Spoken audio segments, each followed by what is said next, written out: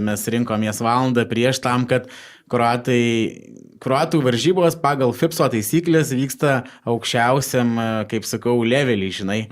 Tai yra, sudeda visus pašarus prie pat, ta prasme, linijos galinės, praeina kroatų teisėjai, juos visus patikrina, ten susveria, nežinau.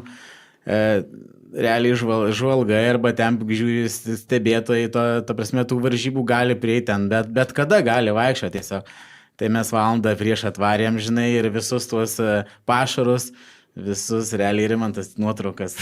Ne, kroatai ir kroatų visa, kaip sakau, visa aukščiausia valdžia, kuri ten ir buvo, akis, iš tikrųjų, taip, žinai, akis buvo labai didelis ir jie nelabai suprato, kodėl, kaip mes čia atsiradę ir kas čia vyksta. Ir kas čia per tokį, per vieną. Bet, ta prasme, jūsų neišprašė iš tenai? Ne, neišprašė, nes negali išprašyti, nes ten Kroatijoje, kad suprasti, įsivaizduoju tokį dalyką, ant kiek yra populiari karpinė žūklė, kad ten savaitgaliais arba vakarais žmonės važiuoja tuntais, mašinų 10 stovi, jie turi savo favoritus, palaiko, kaip pas mus kažkokiam tai ten, sakykime, futbole arba dar kažkur, tai ten lygiai taip pat labai daug yra sirgalių, dėl to